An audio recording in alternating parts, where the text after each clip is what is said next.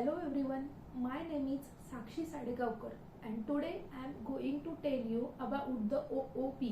OOP stands for the Object Oriented Programming. Further before you already heard about the POP, that is the Procedure Oriented Programming Languages. So what is the procedure oriented programming languages? So the procedure oriented programming languages means the in which we have to describe in detail the procedure of the operation or the method that we have to perform on a particular data. But in OOP there are the there we have to create an object, and with the help of that object we are going to perform some of the operations in which the data and the methods are already included.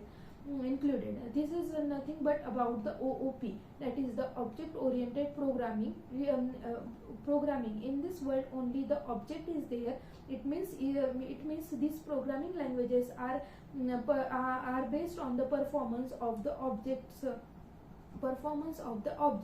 The OOP languages have some of the advantages over the POP. So the OOP is faster than the POP languages, as the objects are direct are the weak as the we can use the objects directly, that we can initialize it and we can use it. Also the OOP languages are more secure and easier to use. Also the OOP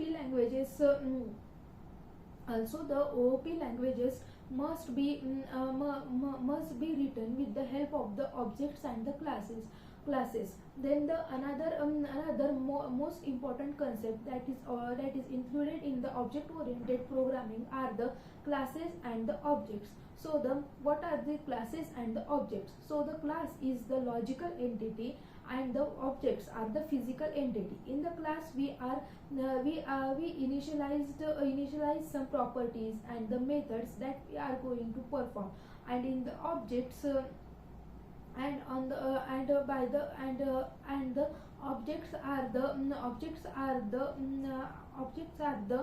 made from that classes only. And object is the physical entity, there is a physical existence for the objects. This is the difference between the classes and the objects. This is the difference between the classes and the objects. So the classes is the logical entity and the objects is the physical entity. For example, if the car is a class, car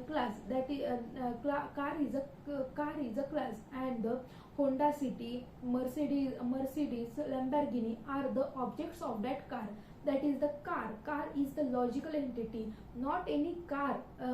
We can say that this is a car, no, but we can say that this is the Honda City car, this is the Lamborghini car, this is the Mercedes Benz car. These are the objects of that particular class, that is called as the class. It means the car is one of the logical word and the logical entity, but the Honda City, Mercedes Benz and the Lamborghini are the objects of that class, that is the physical existence are there of that class. It means the object is an instance of a class. Also there are some other important concepts that are included in the object oriented programming languages. There are the majorly four pillars are there, that is the encapsulation, inheritance, abstraction and polymorphism. These are the four major pillars of the object oriented programming languages. So what is the abstraction? Abstraction is nothing but the binding the data together, and in which in this abstraction we show only important details to the user and hide all the implementation from the user. This is nothing but the abstraction. Now Now, what is the polymorphism? Polymorphism means the one entity can do the multiple task. That the real world example of the polymorphism is a one lady. The lady can be a mother, can be a sister, can be a daughter, can be a teacher also. This means the one lady can perform the various types of the task. It means the various roles that she can perform. It is the one of the real example of the polymorphism. Then the inheritance. What is meant by the inheritance? In the inheritance, we can join the various types of the classes by the various types of the inheritance, like the multiple inheritance, multi-level inheritance, hierarchical inheritance, hybrid inheritance. In this, the properties or the methods or the variables from the parent class can be inherited in the child class. In the child class means the from child class we can access the members of the parent class, and parent class is also known as the super class, and the child class is also known as the base class.